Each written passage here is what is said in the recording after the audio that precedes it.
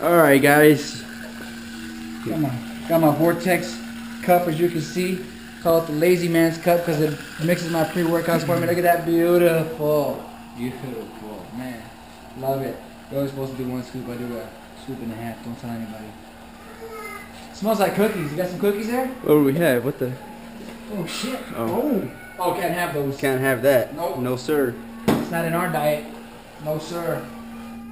Down the hatch, yo. There's Kenny drinking the pre-workout there. Super Saiyan. That's right. Alrighty guys, getting ready to go hit a chest workout here at Gold's at Desabala. International Chest Day on a Monday. That's right, I'm here with Mr. Kenneth, aka Getting It Done. Getting it done, baby. Alright guys, we'll see you guys there. Alrighty guys, pulling up to Gold's Gym, by the park. As you can see, it's pretty, it's not too bad right now, but it'll get packed later on, so we're gonna try to make this video as best as possible, guys, but we're just pulling up to Gold's. We'll see you inside, guys. See you there, baby. Alright man, here with our boy flexing over here. One of our boys showed him calves. Look at that calf game. He wants to see Kenneth's abs though. He wants to, damn! Alright guys, well here we are, me and Jesse warming up here, and this is, we like to do this warm up before every single exercise or anything that we do. We like to warm up with, as it stated right there, 4 sets of pull-ups. We do 12 to 15 reps, and then automatically dips right after 10 to 15 reps. And with pull-ups, guys, everybody's a little bit different. Some people say they don't have to go all the way down to feel the stretch. I personally love to go all the way down. It really depends on how I feel that day. Now here, since we're working chest today, there's a couple of different ways you can angulate yourself and angulate your body. Notice how I'm kind of leaning forward and going a little bit below parallel. That's to really get the full angle and the actual push movement to exercise that particular those chest muscles, pectoralis minor and major.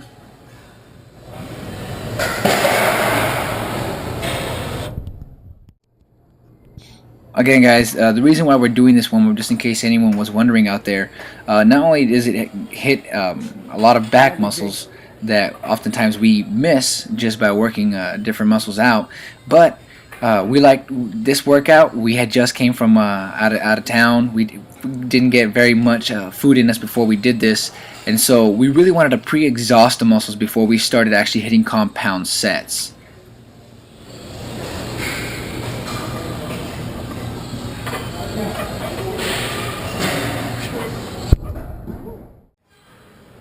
Okay guys, so here we are doing chest press. Key indicator I put in parentheses, squeeze at the top. We like to do 5 sets, 18 to 15 reps. Now that is after we've already warmed up for 2 sets, anywhere between 15 to 20 reps on very moderate, very lightweight. And of course, again, to re-emphasize here, the key of this whole entire workout and to feeling really blasted is to pre-exhaust before you hit a major compound movement like a bench press.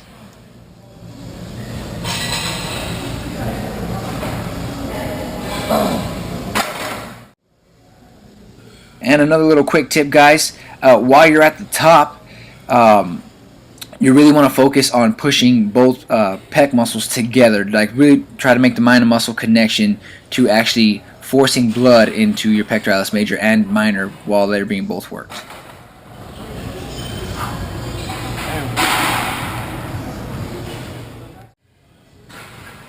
Drop sets. Everybody loves drop sets. Now you can do a triple drop set here, or you can do a double drop set. Here we really wanted just to focus on a double drop set here and just really rep out as many times as we could. We didn't have a set range. Typically we like to do 8 to 15 reps. That's what we have found that works for us. But here I believe I go 10 and 10. I don't remember very well. But what we like to do when we do drop sets is we do every single set till failure. So if you can only do 4, guys, really don't feel bad about only doing 4. That's good because to me that indicates failure, that indicates muscle being worked correctly. You drop it as I just did here, and then you keep going from there until failure. Make sure you keep your form as much as possible and don't sacrifice form for reps.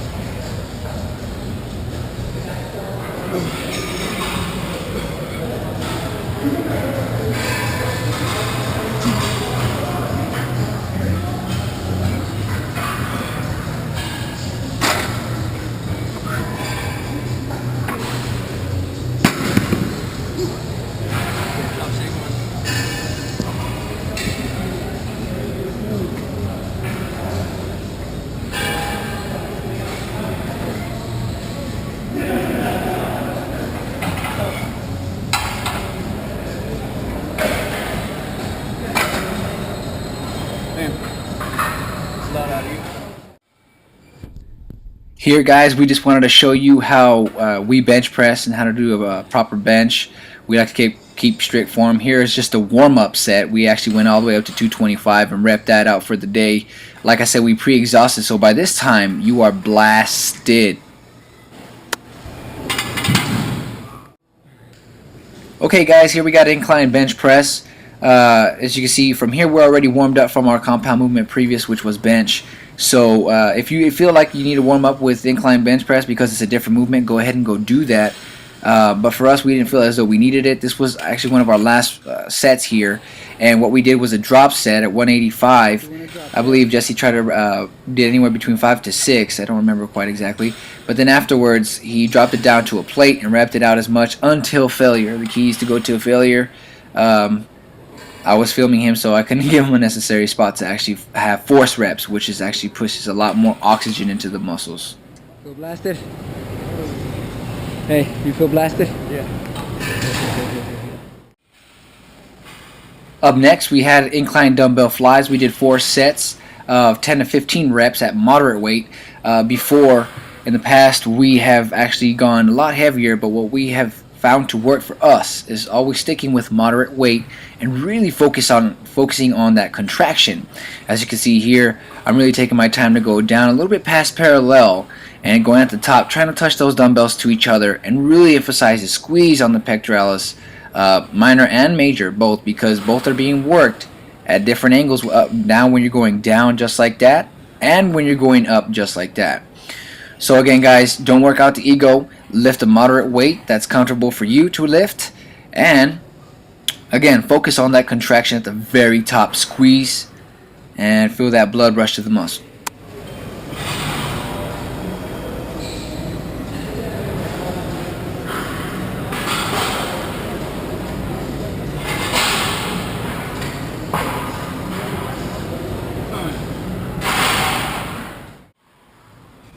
Here, what I did not previously record was us actually doing a drop set at the end of it.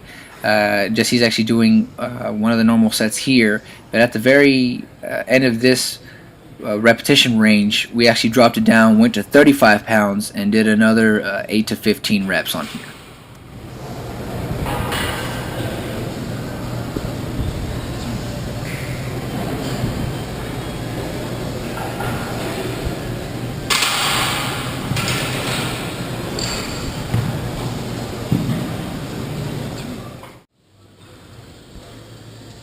So guys, this was our last exercise. We ended up doing a dumbbell fly. There's many ways to do flies, but we decided to go with this machine today instead of the stand-up machine.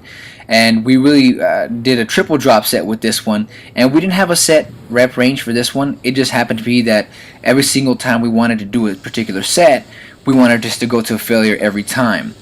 So an example would be maybe doing 50 pounds. Maybe you did 10 reps because it was heavy for you or something like that.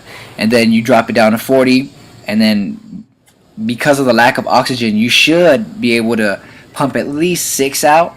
I always try to make it like a mandatory for myself to at least get a minimum of 6 on every single set.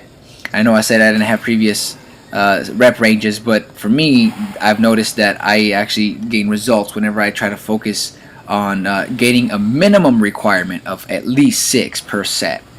And so it's triple drop set, so we keep dropping down. You'd go down to 30 pounds after that, and then you would go till failure as well.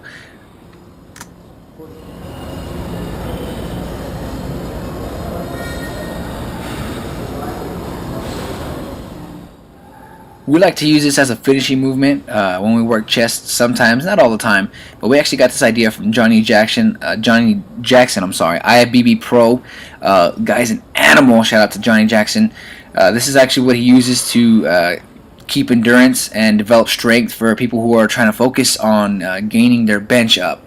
So this is what we do. We did 10 reps on each side, and we walk from side to side. So the mind doesn't play a trick on itself and thinking that it's going to be fatigued in one spot. We walk to a different location, and voila, we could do 10 more reps. But make sure every single rep is counted for, and it doesn't matter if you go fast or slow. Just go ahead and get those reps done. We like to do 50, a total of 50, so 5 sets of 10.